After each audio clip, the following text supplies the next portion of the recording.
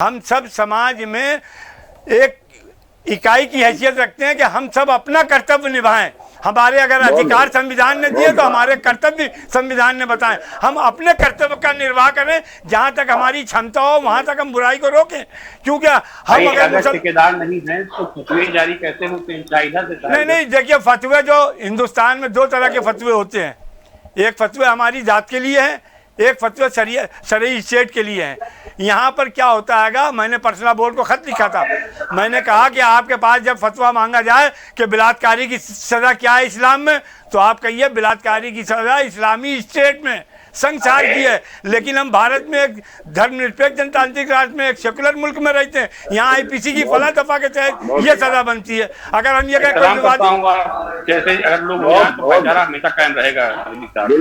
इसका कोई विवाद की बात ही नहीं बनती।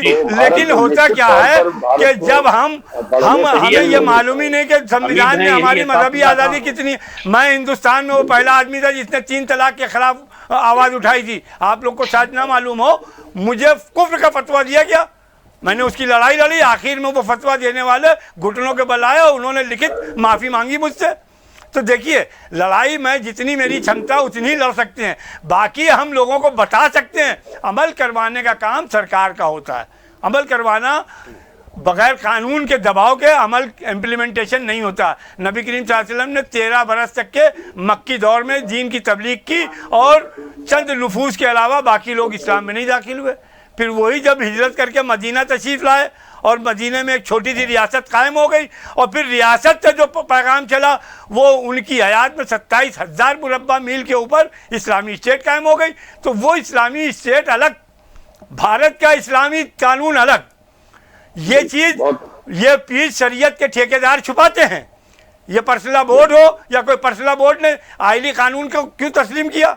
आइली कानून का मतलब है कि जो हमारी जात के लिए जो कानून शरीयत ने दिए हैं, पूजा के, विवाह के, संपत्ति के, इसके अतिरिक्त हमारे सारे कानून भारतीय संविधान पे चलेंगे। तो आधे ज़्यादा इस्लाम तो हमने पहले ही तर्क कर दिया। यहाँ तो इस्लामी स्टेट के कानून नहीं चल रहे हैं। तो ये बातें चूँकि आम मुसलमानों को नहीं बताई जा रही हैं, आम मुसलमान बेचारा ये समझता है कि अब तो अरे मेरी शरीयत, और ये हिंदू भाइयों को भी नहीं मालूम है। हमारे हिंदू भाई भी ये समझते हैं कि शायद वो अरब वाला कानून हिंदुस्तान में चलाने की बात कर रहे हैं। अरे दुनिया के किसी मुस्लिम 57 मुल्कों में, ईरान को छोड़ दें अगर, वहाँ थोड़ा बहुत शरीयत का वो कानून और शरीयत के उसूल चल रहे हैं, बाकी दुनिया के सऊदी अरब के अंदर नहीं चल रहे हैं। तो आपको गुमराह किया जा रहा। पहले दुनिया सरहदों में नहीं थी, अब दुनिया सरहदों में। जो चीज़ सरहद में पैदा हुआ वो उसी सरहद में मरेगा।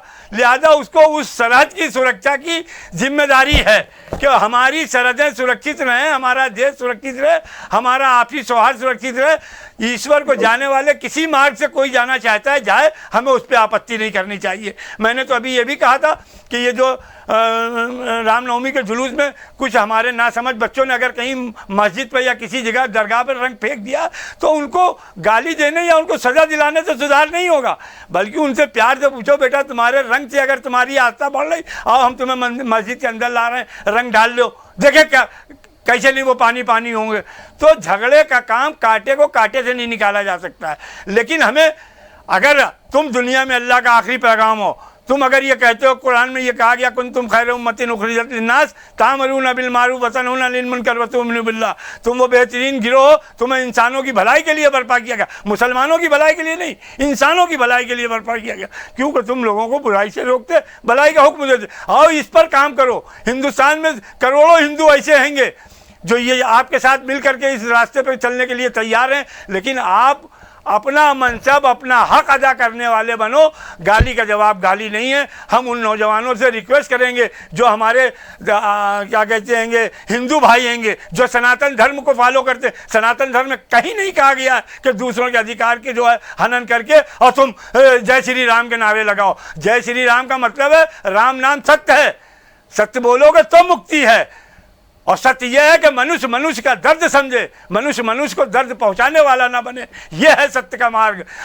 जिसने अपने शासन को छोड़ दिया, अपने पिता के आदेश के ऊपर वनवास काट लिया, जिसने हर प्रकार के जालिम से लड़ने के लिए साजो सामान नहीं देखा, रावण से भिड़ गया, एक राज्य को उसने वसाइल कम होने के बावजूद तबाह किया। तो हमें अपने हिंदू भाइयों को भी, नौजवानों को खास तौर से हमें समझाना चाहिए। हमें उनको गाली का जवाब गाली से नहीं, अगर कहीं पे नौजवान गलत, हाँ उन लोगों की ऊपर सख्त कार्रवाई होनी चाहिए जो उन नौजवानों को बैग से वर्गला रहे हो, चाहे वो मुसलमानों के लीडर हो चाहे वो हिंदुओं के लीडर हो। बिल्कुल, चाहे वो मुसलमानों के, हिंदू के हो। हाजी साहब, आपकी बात जो है, मुझे लगता है आशीष जी भी इत्तेफाक पूरी तरह से रखते हैं और सुनील जी भी बिल्कुल। देखिए, बड़ा कहना चाहूंगा कि आज तक अभी इतनी डिबेट्स मैंने जेएनडी पे करी, लेकिन ऐसे मौलाना नहीं है। हाँ, समय बड़ा कम है, बहुत अच्छी रही और इसको डिबेट नहीं, ये एक बातचीत बड़ा ऐसा कम होता है। आशीष जी, सुनील जी, जगदीश जी, हमारा तो समर्थन नहीं हो पा रहा है किसी वजह से, लेकिन बड़ा कभी ऐसा डिबेट में मिलता है कि जब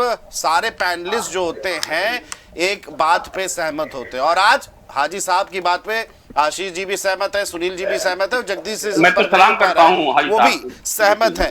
और अच्छी बात कही आपने। इसी तरह से कानूनों पे भी सहमत होना चाहिए, कानूनों पे भी सहमत होना चाहिए। विरोध कीजिए, विरोध के बाद जो सीधे समझ में नहीं आए, न्यायिक प्रक्रिया है, सड़क की प्रक्रिया है, सब अपनाइए, लेकिन वायलेंस के तहत नहीं। हिंदू और मुसलमान दोनों के आपसी सौहार्द को लेकर हाजी साहब आपने जो बात करी, और उससे बड़े समय पहली बार ऐसा हुआ है जहां तक मैं कहूं कि पूरा पैनलिस्ट जो है आपकी बात से सहमत होता है, और यही हिंदुस्तान है।